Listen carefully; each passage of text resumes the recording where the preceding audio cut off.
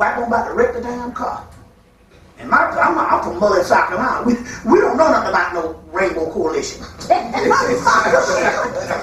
was segregated in the 70s and the 80s, so I grew up in segregation. You know what I'm saying? But I don't know nothing about all this, so you know Rainbow Coalition. Y'all city folks. No, not my grandmama. No, you know, we knew our place. I don't know. You know, white man's still the devil to me. I can see it firsthand. See it firsthand. You know the funny thing about it was interesting because my mama it was funny thing about it. You know the first person to call me a nigga was 3 little white girls in the car. There was like 2 and 3, and they was waving at us, me, my mama, and my other 2 brothers. And she said, look at the little children. And a little white boy in the back who was about 4 say, y'all 2 girls, shut up, don't be talking to them damn niggas. That was the first time. I was a little boy then, but I remember a little 4-year-old called me a nigga. So now, going back, I'm incognito. So these 2 white boys come up, you know, act like they know, so I start dropping on them. And the stuff that I was dropping on was the same stuff that they knew in their advanced stuff. They was looking at stuff. He said, I'm in awe. He said, I never knew no black person could know some stuff like this.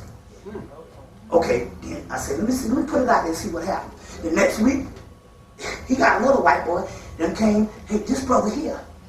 You see what I'm saying? I just said, my name Bobby. That's it. One white boy said, came up in the bookstore and said, do you do talk radio? I said, no. No.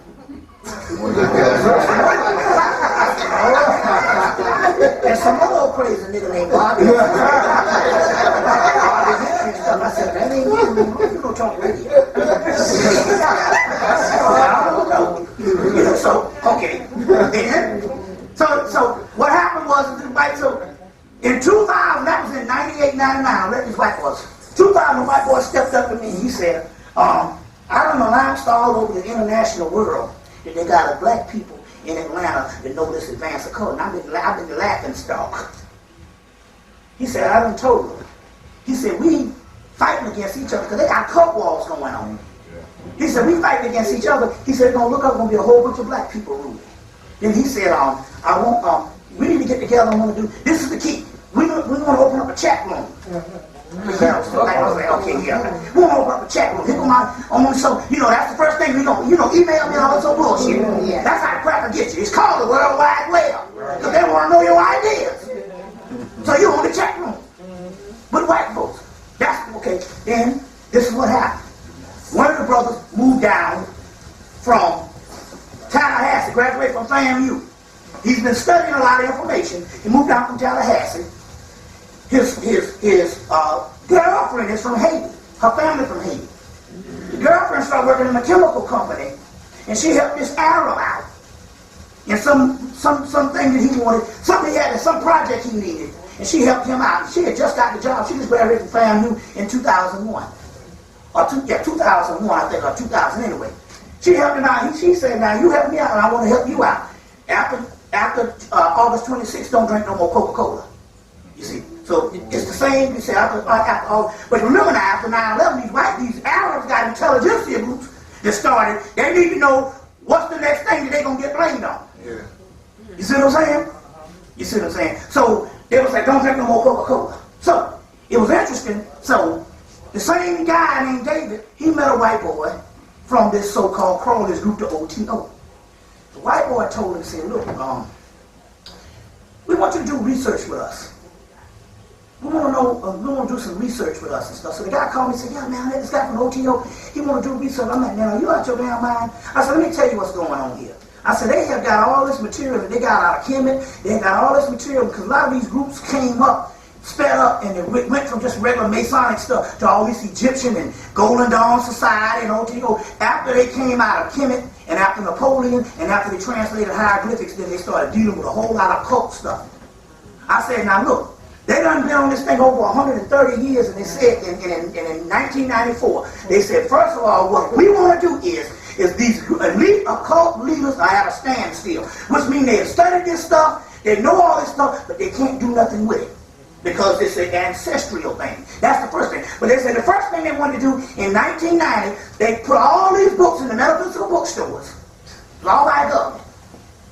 They said, why? They said, because we want, first they wanted fresh, young white minds, that's that Bacchanalia thing, to come in and maybe they could get further with the information to save themselves.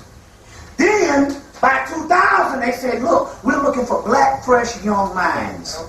So when they wanted this guy to do the research, I said, don't you understand that they are at a standstill? They're getting ready to go to war. They're getting ready to go to brink of some stuff, and they don't know what's going on, but they need you to tell them. Like Valentine said, look, man, they ain't going to kill you. They ain't going to kill us. They said because if they kill us, how would they know what codes to break? Okay. You breaking the codes with these crackers. They want to know what the next step is. You know what I'm saying? So what it is, they're at a standstill. They're at a standstill because the stuff is hit ancestral. It's going back to the ancestral realm, and they understand that all these doggone is-it-reallys can't do it. It can only be the indigenous people. So now it's the ancestral aspect. Now this is interesting because that's the first thing. This woman that wrote the book, The Mark of Voodoo, is out now. The first thing she said was, this is her word, this is what she said. Of course, I think that she's a little naive when she thinks that because they got this guy named Dogbo down in Benin, Africa. And he's one of the last descendants of the African voodoo thing. In what you call it, which, you know, in Benin, Africa. And he's like the last, you got the book, this is the sister right here, this is Dogbo. She went down and married the African chief. This is the SiriusTimes out of Atlanta. The sister named Delbert that I used to do work with, we used to be partners in some stuff. As far as she helped me chronicle all my videos and stuff, because Daoud go see the Bobby down here selling his videos. You know what I'm saying?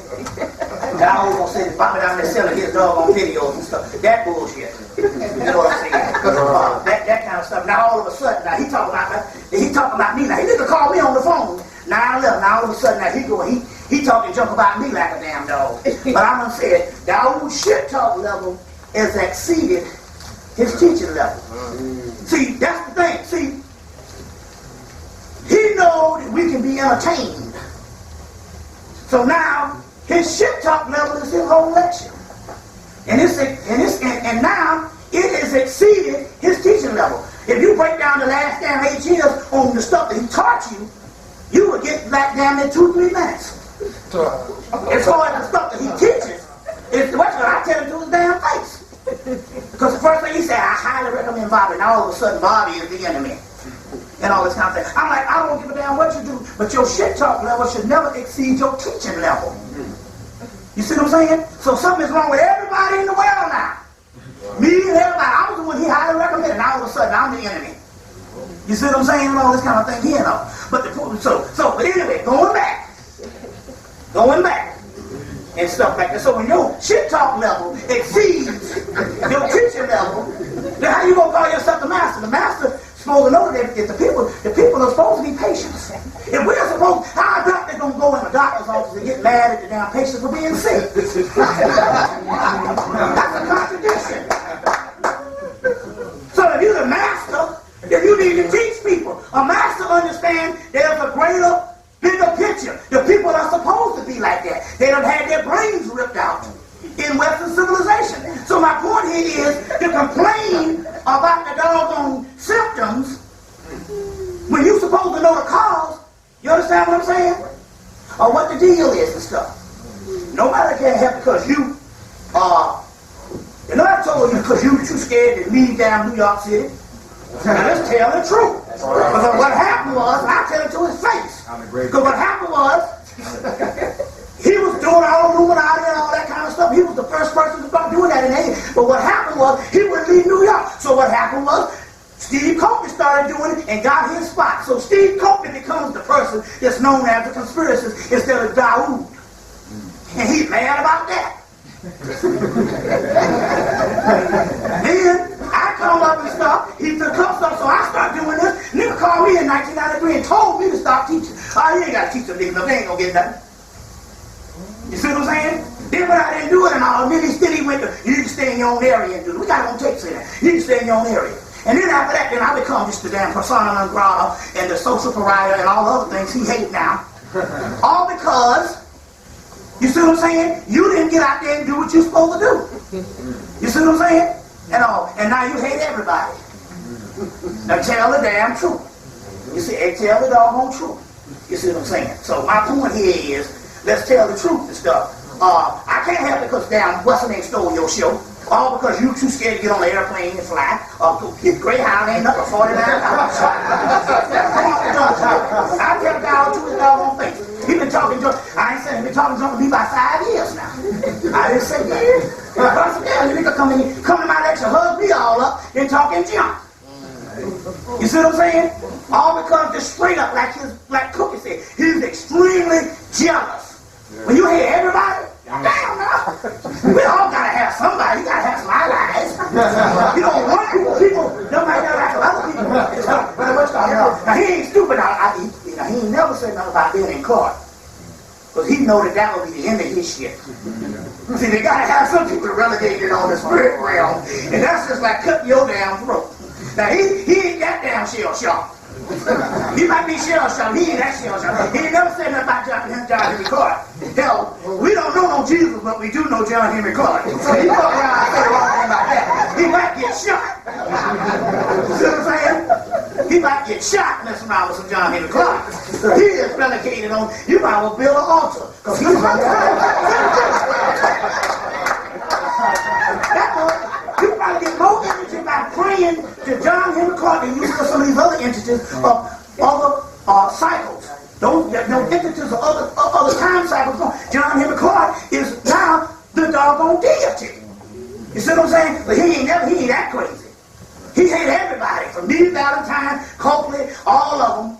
But he ain't never said nothing about John Henry Clark. Now I said, you might be shell-shocked. Looks like I got crazy on. Oh, I'm crazy till we going to take her money. She said, wait, hold on. Oh, I'm crazy. I'm crazy. I remember back in the 80s. Reagan gonna put me in jail. I'm in 7 bills. She don't want crazy, y'all. No, she be all out the front yard naked. In her 80s. Till you take that money, she go, wait a minute, hold on. The motherfuckers is selective crazy. Now, so, you know what I'm saying, he talking junk about everybody and all this kind of thing. But my point here is, if you notice now, he's 98% entertainment now, because he don't teach nobody nothing. Everybody can have the Africans the right to disagree, but when you stop teaching somebody something, because you know, because he's taking advantage of people, because he know our people like to be entertained. You can get up here and entertain people all day long, but when you stop teaching and stuff, then you don't serve no purpose. You see what I'm saying? So you tell him I said that shit. You see what I'm saying? I tell it to his damn face. You see what I'm saying? And I ain't got into the nasty stuff about it. You see what I'm saying? I'm being conservative. I know some shit. I'm trying to be humane. I'm trying to be humane. Now, what's going on there? So this woman comes from the league. Guess what happens? She hooks up a dog boat. In 98 or 99, the Dalai Lama, check this out, the Dalai Lama comes and says that the world is in trouble. And they need the voodoo man, Dalai Lama, and the Pope. Now this is, it's in her book. It's in this particular, what you call it? It's in the book that they were in trouble, that the world was in trouble, and they needed the world spiritualists to come together to help them in solution. Now see, wait a minute, hold on. Wait a minute, didn't I think that voodoo was supposed to be that evil people shit? See what I'm saying here? Now what the hell the Pope and the Dalai Lama? And I said, you naive, because the Dalai Lama is a government agent. See what I'm saying? They don't make no movie about you, and all the Hollywood stars is putting you up to this level. If you're the real deal, they vilify you. I saw that same Dalai Lama on TV, on Nightline. They said, is America going to be a great place to stay? And is it going to be a beautiful place? Is it going to prosper in the next couple of years? And he said, yes, America is going to prosper. It's going to be all right. I'm saying, does this motherfucker live in the same street I live on? Is he crazy? Does he know the history of America? Let's see the Dalai Lama. First of all, remember,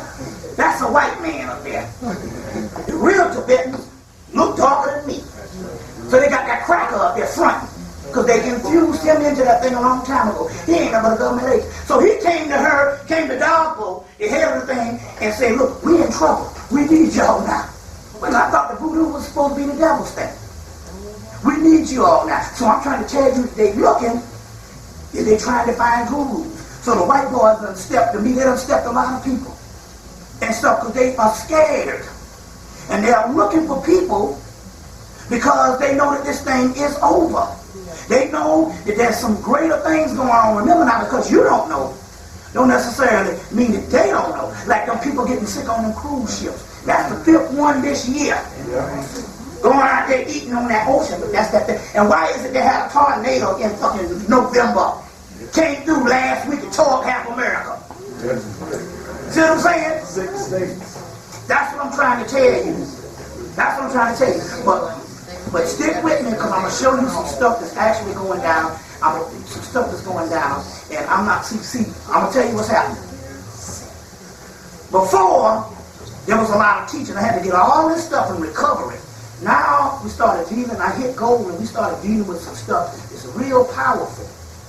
It's real powerful and the government know. All of the damn sudden now, last couple of weeks, they're digging in front of my goddamn house, digging up the side of my street, putting in new pipes and shit. Under the bottom of my bed, they done dug so much up under my house, that's what the reason why. I got this mildew up in my little crib now. Mold and shit all in my closet. Why? It wasn't there when I first moved in. They done dug so much under my damn house until the shit is all moist under there, they got all kind of shit. Planes flying back 3 times a day. And 3 times at night, dropping all kind of chemicals and shit. But guess what? Black people have become immune to that shit. It ain't working no more. They say they even did stuff that they dropped. They showed that the black people, they was dropping all them bombs in the 50s. They was dropping them near black areas too. And they said it wasn't even harming the black people.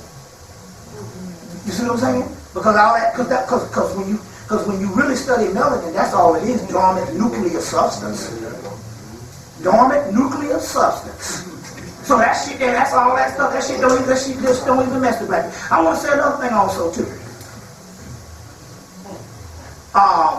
Now check this out. About 3 weeks ago on 60 Minutes, they had a doctor, a white gynecologist in California, got caught doing something, went to jail. They went to his house. But before they could go into his house, he killed himself. Because that's the code. You work with us, but whenever you get caught, you on your own. Kill yourself, because we're going to kill you. It's in the movie Josie and the Pussycats. In the movie, they were doing the subliminal seduction in the movie. By putting it into the music, the government said, we the United States government, we own it, we funded it, and everything. When the people who were doing the project got caught, the government came in and said, you on your own, lock them up.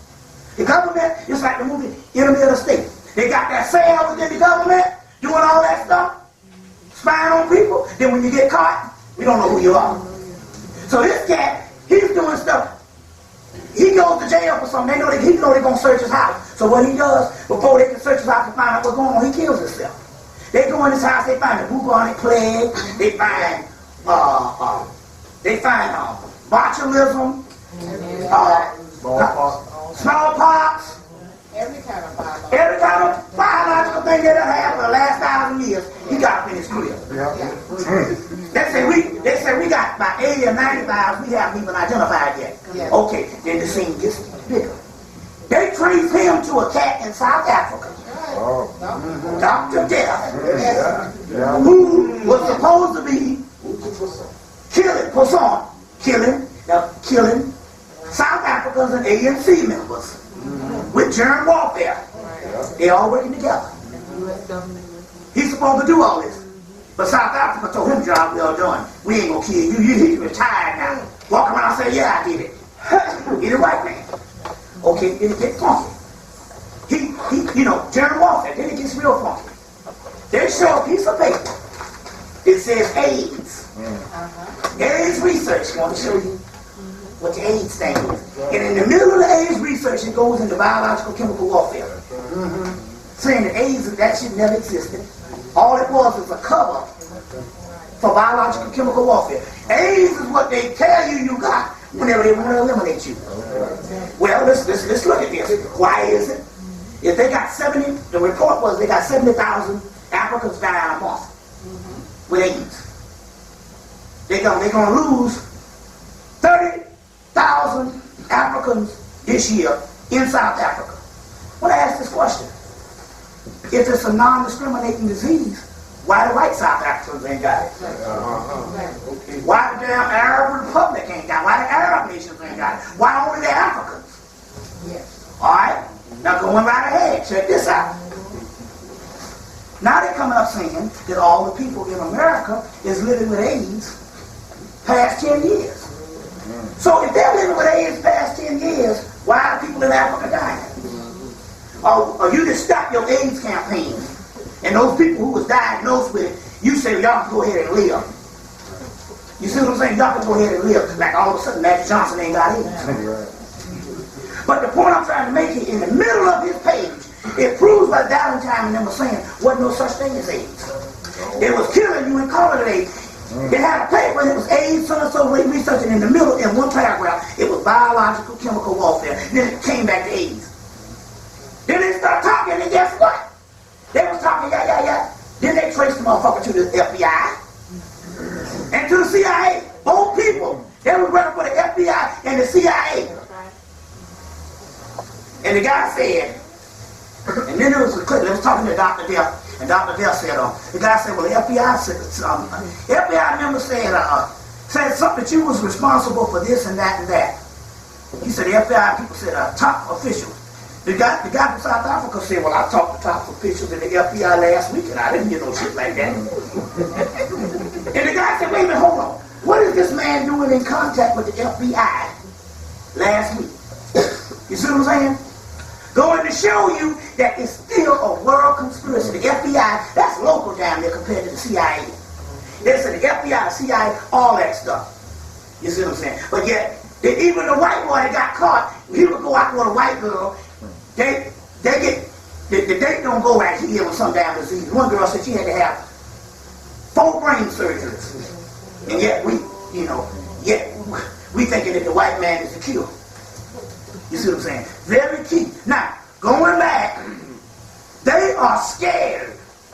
That's why the Dalai Lama approached her. Now here's the Dalai Lama. He don't even they're supposed to believe if you step on a roach. Right. That's bad karma. But yet the damn Africans is over there damn slaughtering animals. Because they said we need your help. You understand what I'm saying? We need your help. You see. That's because they know that this shit is through. And they know that the only way out here now is us. It's doggone us. And that's why they're looking to us. That's the key now. That's the key. They know it. Now, dealing with this has a lot to do with the waters getting ready to go down and all of that. So, you want to take a break? Or you want to? Yeah. We're going to stop back. You got to hear this Lavado stuff. You got to hear what's behind the whole Iraq thing. And what is behind this stuff, even leading up to this Planet X and all this other stuff and stuff. But what is behind the whole Iraq thing and what's really going on that they don't want you to know about. So we're going to go into that and we'll come back. Okay, we're going to take a 20-minute break, 15 hopefully, but yeah, we'll stretch it to 20. And then we have a surprise for somebody.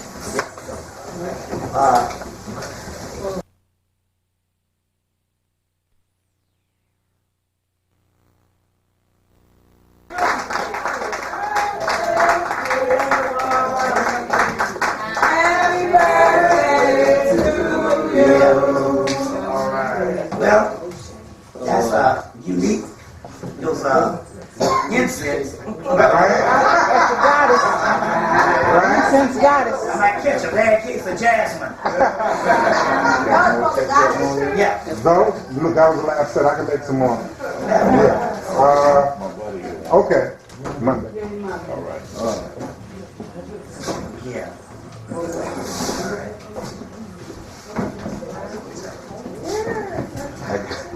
I guess the word don't get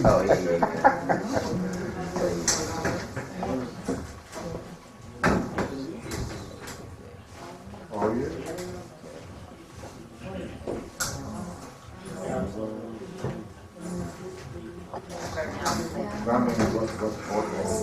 Oh,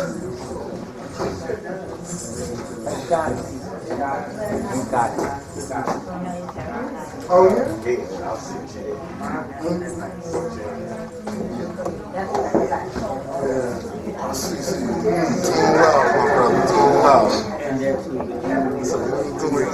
It's been good. I've been seeing you since 99. I was down there last year. Yeah. I don't know if I spoke to you this summer. I'm coming I down spoke to you there. on the phone. Trying to keep you on track. I hear you. I got your number written on the You called. I forgot the number. I told you. I know, I thought I put it in the thing. You got a copy of Day Live? Somebody said you got a copy of Day Live. Oh, baby. Oh, yeah. Video.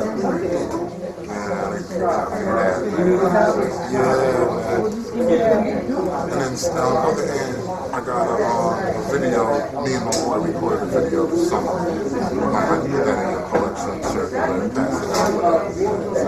We ain't gonna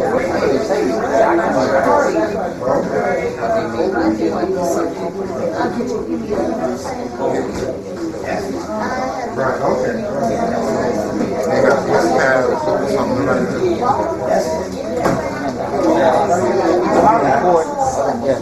Yeah. That's beautiful. That's beautiful. That's beautiful.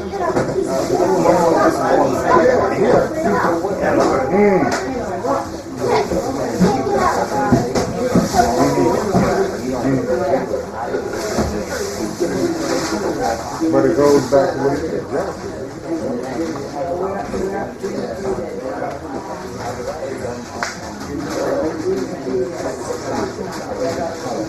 Oh, okay. Now I got to listen. Okay, okay. Okay. Yeah. Did you see the card that he's giving out? Where you got 5 pounds, yeah. I'm trying to figure out the connection between him and this guy, Herman Ferguson. Not Herman Ferguson, Herman Small. Sorry, yeah. Oh, that's okay. I'm trying to wipe up my mess here. Oh, okay. All right. Because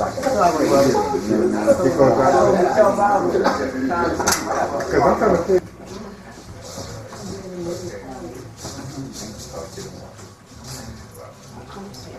What time is it?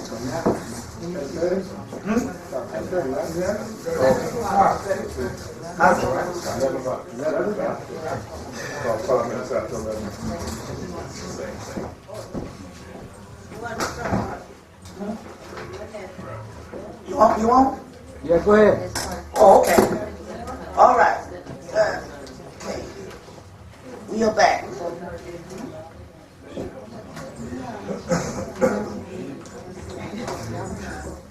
Okay, we on? Yeah. All right. We are back. First thing I want to say is, ever since the Three Sisters came, you know, we've been having people.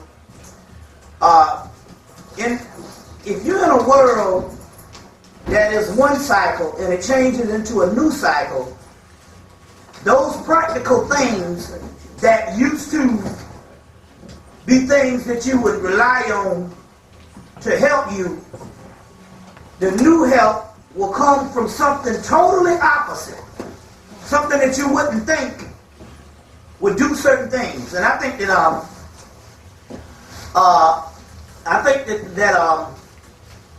we're going to have to start looking at certain things that normally we wouldn't look at to be things that we would use on the practical level. Let me give you an example. And some of those things are old. Take for instance, one thing that is real key is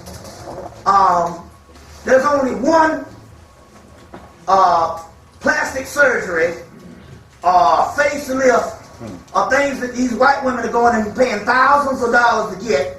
There's only one thing that is guaranteed to start working a few minutes after you put it on your face. From the time you put it on your face, within a matter of hours and days, to reduce aging, and that is sperm.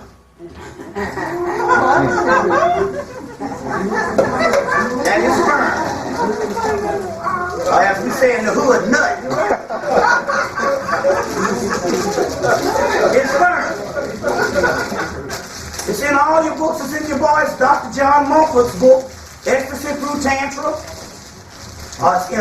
Ecstasy Through Tantra. It's in all your ancient Tantra books, because what we're dealing with is solar phallic energy. We're dealing with some stuff that's inside of the sperm that's called Vita Libra. And the first thing when the sperm is produced into a human is a youthful baby. So sperm has some of the most potent aspects of anti-aging that you can get. And in that book, Dr. John Mumford's book, Ecstasy Through Tantra, talks about it. The Vita Libra in the sperm. And that is one of the best facelifts you can get. Is,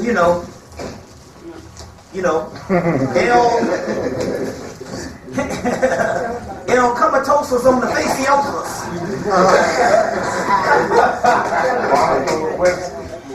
You see, so things like that. Great mysteries. Another thing is, we now know that the Moors introduced. The reason why I was saying to look at the movie and just to see that badass shit them white women got on in the movies, because believe it or not, all fashion is African. To your basic European suit coat came from Nigeria. Remember, these people was wearing bearskins and shit, rawhides. And the Moors literally, they taught them most of the European fashion. They taught them how to dress. You see what I'm saying? Right. So they taught them how to dress. So all of the frills and the stuff that you think is French and Italian, and all of this Louis XIV stuff was nothing but Moors. Moor science. So fashion is ours. And I'm not just talking about African fashion, I'm talking about European fashion. You see what I'm saying? European fashion. So that's one thing also. But they also taught them the distillation of alcohol, which is very key, because one sister said that when she was down in some islands, they was taking alcohol and they were drinking alcohol, and the alcohol that they had in the islands was different than the alcohol they had in the Americas. And there's a reason why. The distillation of alcohol, not just beer in Kemet, but all of that stuff came out of the mystery schools. But it was holistic in the aspect that they didn't split it up. Now let me give you an example. When I had an attack on me that almost killed me in 2001, the only thing that saved me was I had some rum and some gin.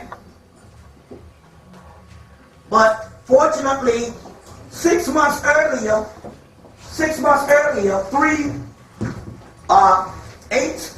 anywhere from 6 to 8 new spirits came to the planet, or illuminated or reanimated themselves, and they came with new names.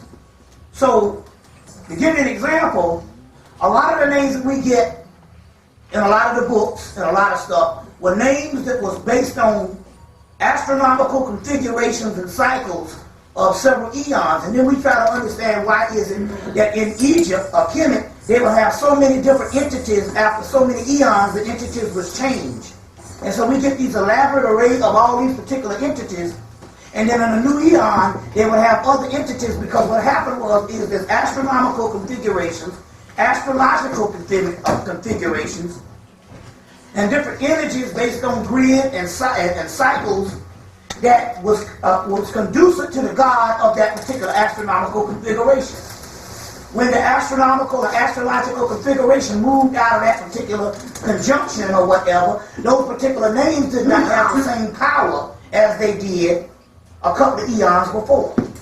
So one of the keys, because what we're talking about here, the basis to all of the particular gods, when you strip out all of the mythological aspect, you're talking about components of alchemy, formulas. That's all we are. That's all the entire process of the soul is doing, is going through an alchemical illumination, through transformation, but also through transmutation, putrefaction, and transmutation. So I tell the story how the most advanced person is the one that's the most savage. In the particular aspect is, we look at black people and we shake our heads. But then again, on the other hand, because we are such a degraded state, the wretched of the earth, to the point, whereas it is the only one that produces any type of potential. Remember, light cannot come from light. Anything that is light is an afterthought. The light can only be something that ultimately will distinguish itself. Light cannot come from light. You can't get illumination from illumination. You have to get illumination from putrefaction. That is the whole story of the Christ story. Jesus was that, the god of wine. Dionysus is the god of wine. What they're talking about, what? Fermentation. Fermentation brings illumination. What is fermentation? You took something that was original and made something new out of it. Made something new out of it. Now, according to the Jews, the head ones in Tel Aviv, the ones who study our ancient Kabbalistic science, they know by studying our ancient Kabbalistic science that one thing, the greatest Kabbalistic, and Kabbalistic is nothing but the esoteric form of Hebrew that came out of the temple of Komombo in Egypt, the esoteric doctrine of the Kabbalah. We got the guy with the tree of life from the temple of Komombo in Kemet. But the head of, because remember now, even the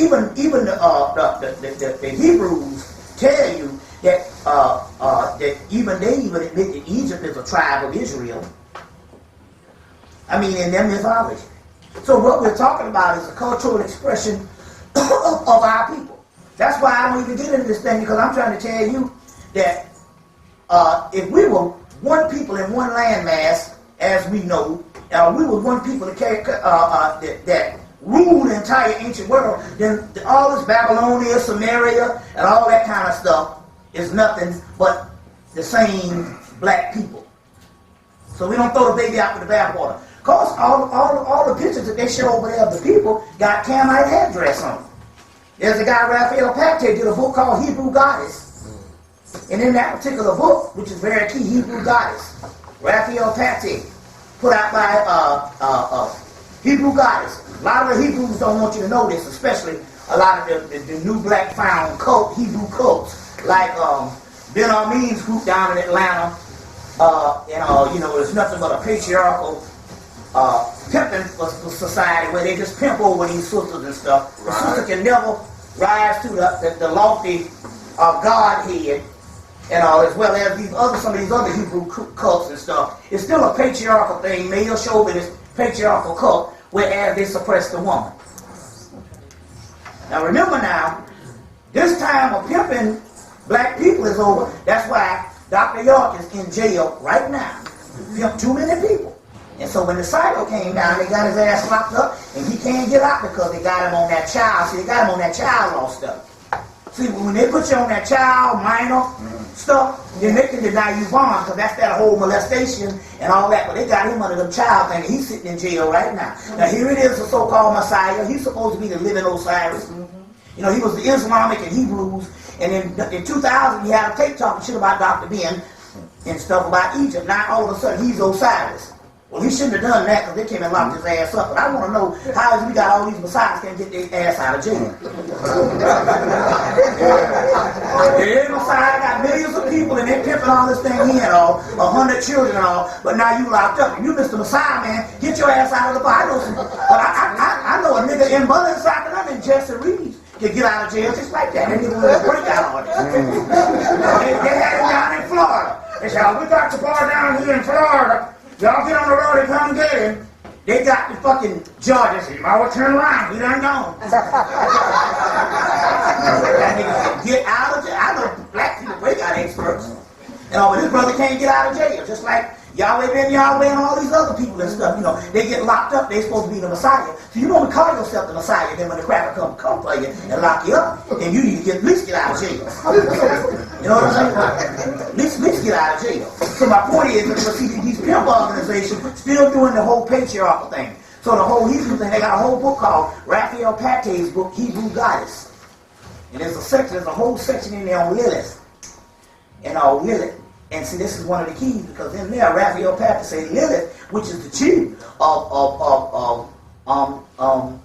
what any demonized woman that you will see in a horror flick, the basis of that stuff is coming from Lilith. But in the Raphael Patrick book, it say Lilith, who is supposed to be the chief demon of the Hebrew look, will become sitting on the throne of God.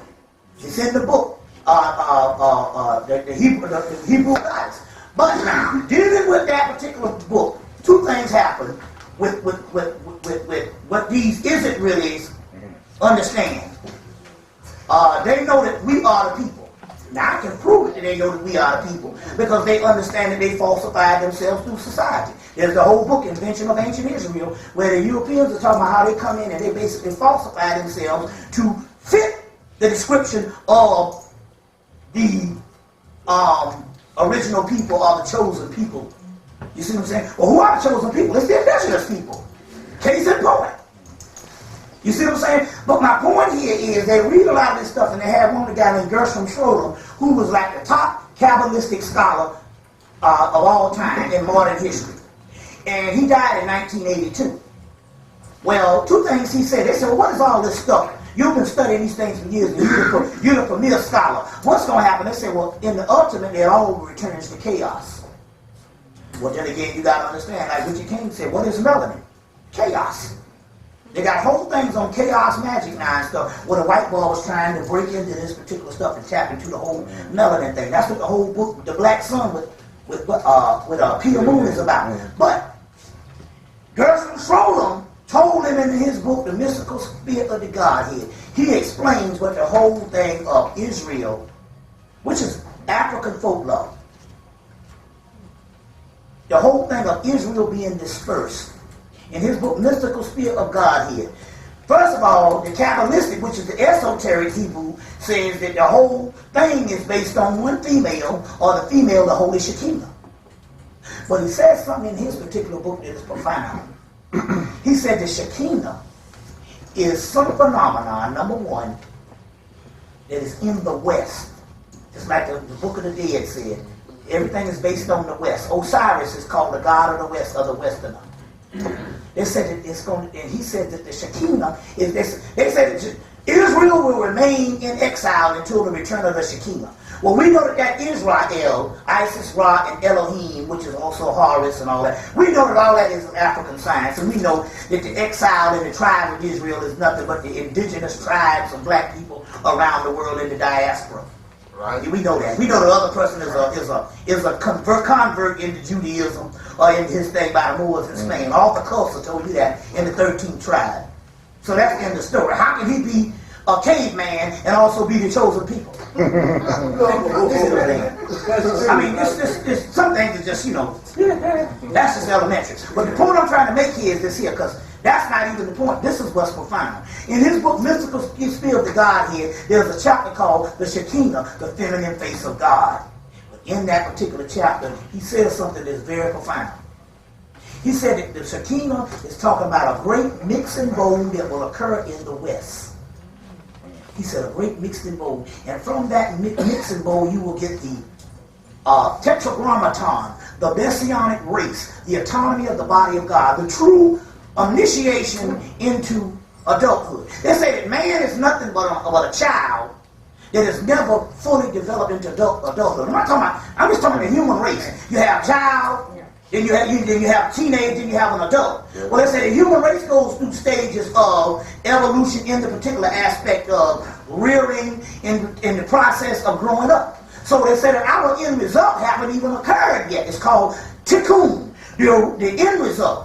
The final process, tikkun, is labeled is Egyptian mayat. That we know now is talking about more of an alchemical principle. It's something that is a process that through humanity is just becoming finished, but it has to become finished through a putrefaction point.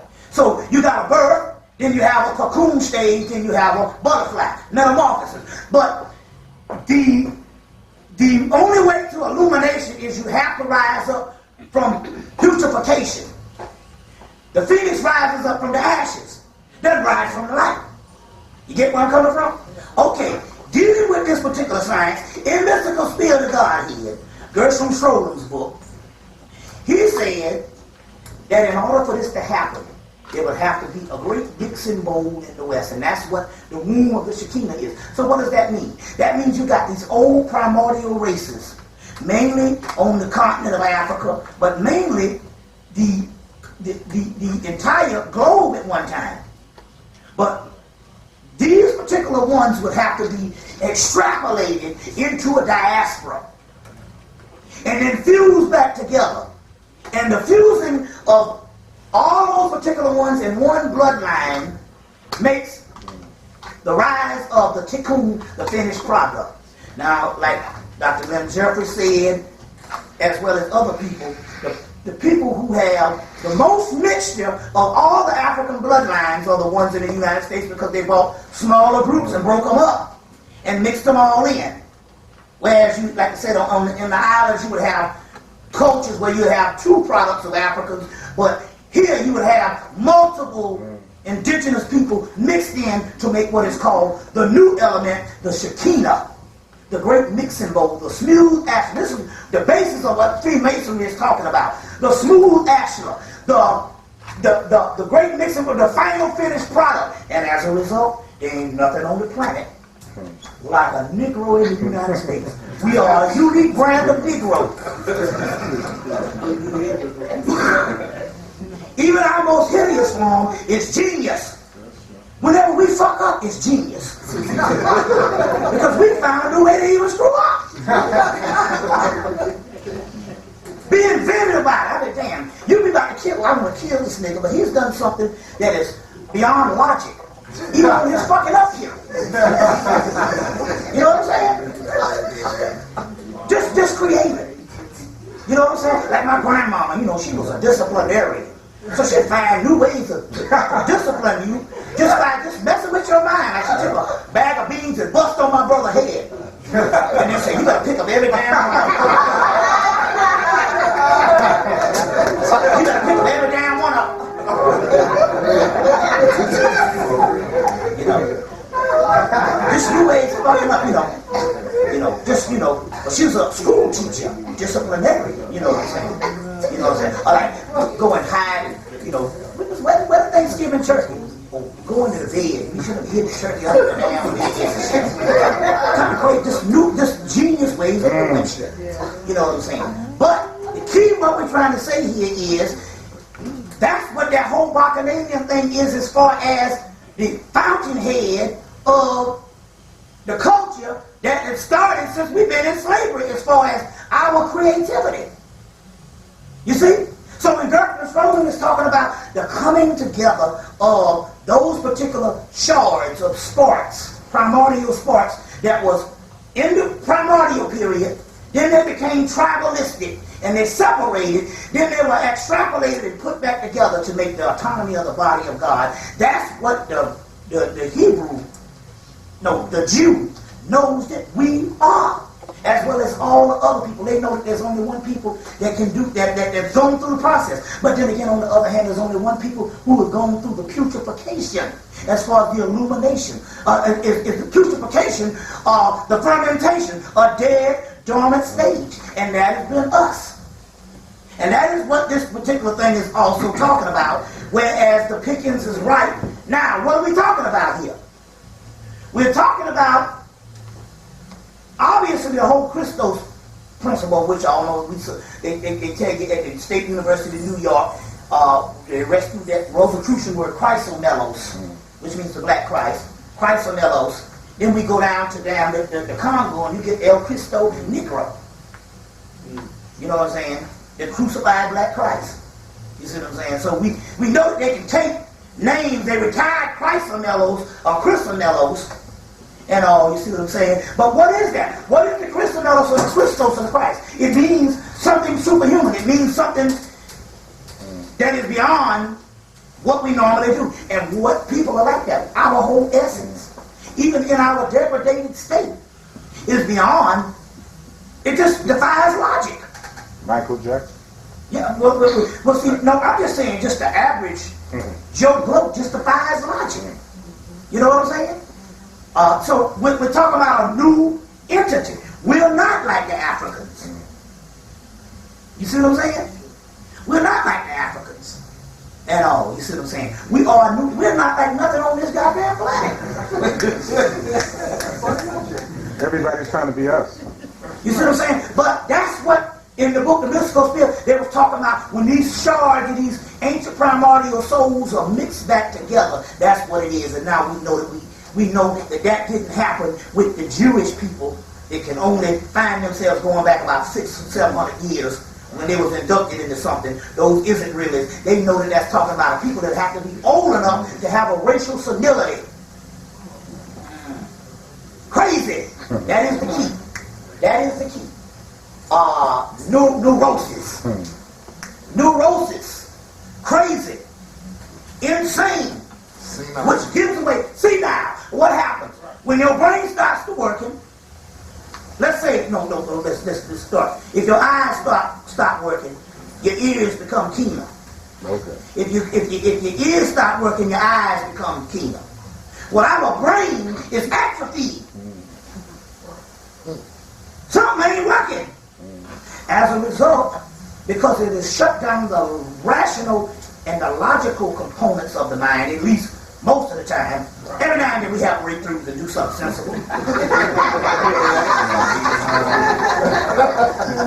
But because we have atrophy, what happens is a new entity, a new form overdoes itself. So what has happened here is we know that we have two brains. The pineal brain, which is the dormant brain, and the cerephonic brain that we call the brain that we call the brain, whatever. There's a brain up under the brain, which was the brain of the primordial aspect of us when we first seeded the planet, which was asleep.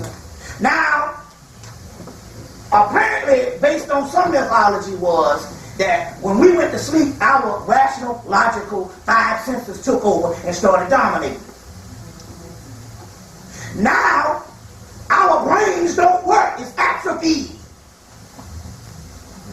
In the aspect of, and I'm telling you, I know. Analytical thought is abnormal. You understand what I'm saying? You don't think so? Go in them damn churches and see the thousands of people still sitting up in there listening to something that they heard when they was a child. That's true. They don't even try to even understand a high level of it. There's esoteric Christianity. You know what I'm saying?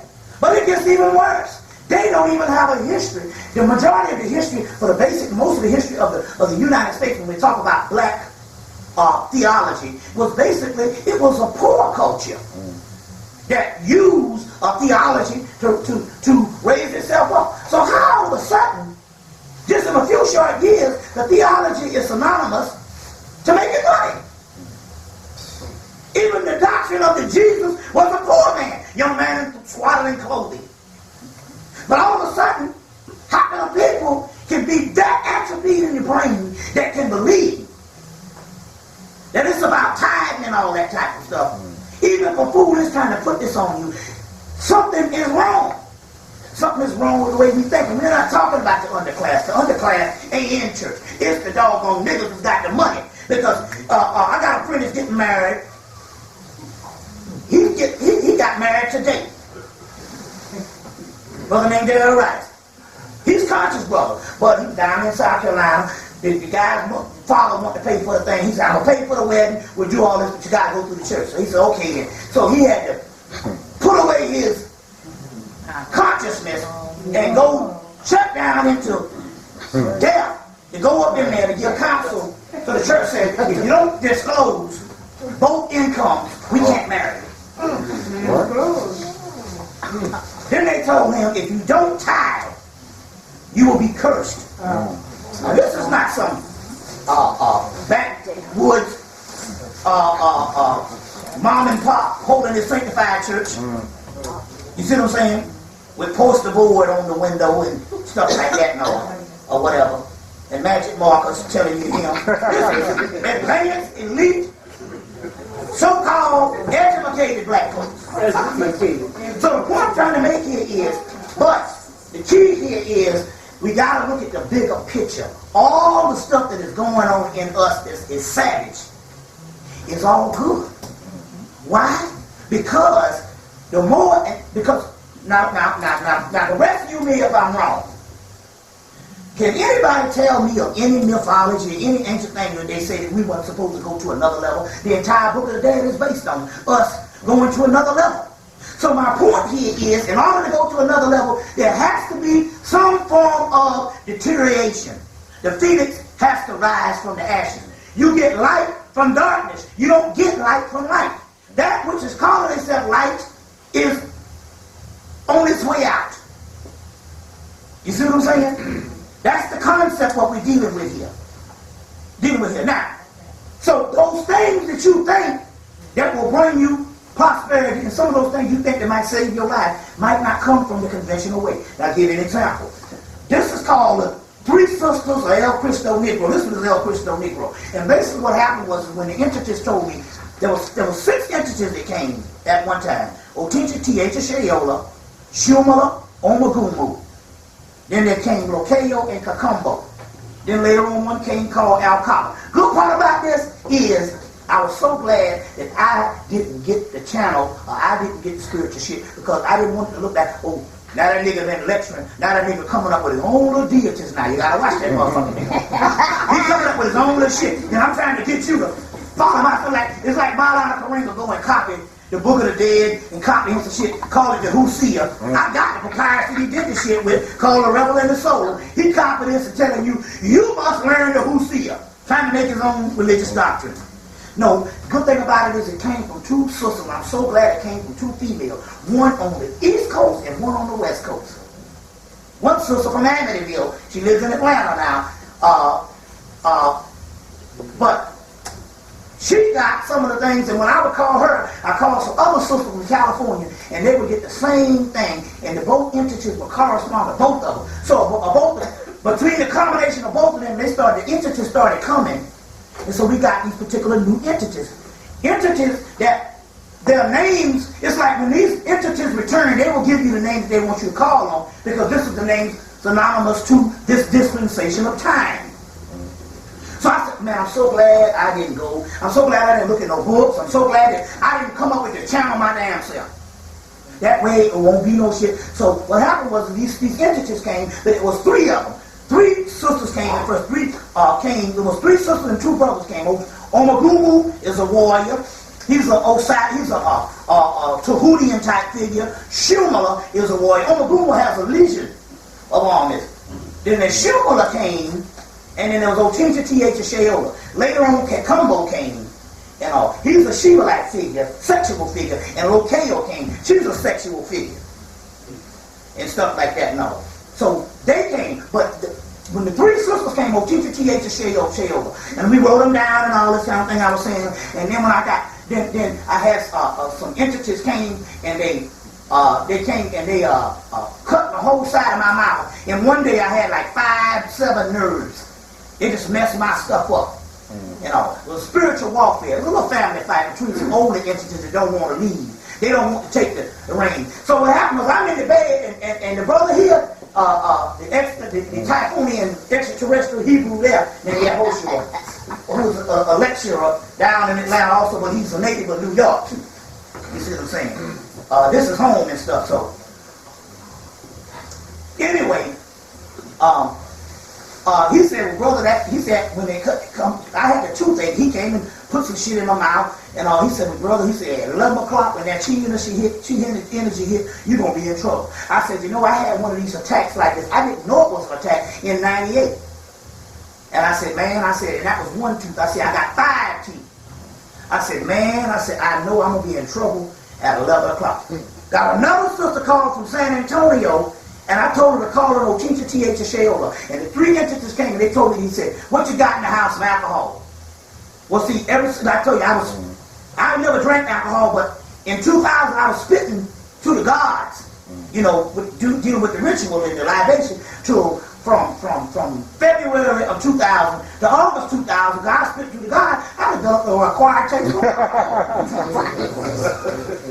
I said, damn, you know, shit, I didn't do none of this in my 20s and most of my 30s. But you know, beer, no wine. But I never drank no hard liquor. But I was spitting to the God that rum, and next by August, it was like, man, I was listening to that music. They was like, man, you can't be spitting to us, and you said you was one of us. And I started sipping that stuff and went on another planet. So that's thus started my boozing days. But it's a spiritual thing. Now I will show you. So he said, what you got? And I said, I got some rum and some scotch. Now I had some gin and some scotch. And the 3 sisters said, mix both of them together. And I'm sitting there, me with all this metaphysical thing. Now my head is about to kill me. I'm about to die. I'm hurting so bad. I'm looking at them like, y'all got to be crazy. Even I would not believe no shit like that and say I'm in pain. You know how nigga talk all that shit, then his ass get in trouble. He want to go run to Jesus. Oh, Jesus. Help me, Lord Jesus. Lord, help Jesus. But anyway. So I mixed it, and immediately they got in there, and they started knocking it out. And these entities, they worked all night, and they repaired all my damn nerves. They repaired all the shit. They said, the physical body is the easy body to repair. They repaired my gums so good, I was like, man, I ain't had shit like this in damn 20 years. So by November, I perfected it where I use Windsor Canadian whiskey is one, and either there's several Gordon's London Dry Gin or Glenmore's London Dry Gin. I mixed it together and came up with this elixir. Now, come to find out, now this is the key. The 3 sisters, it ain't about no damn alcohol. What they was doing was, they could come through, it's a doorway. You got to understand science. And so what happened was, the elixir was only setting up a doorway for the 3 sisters to come through. Then I started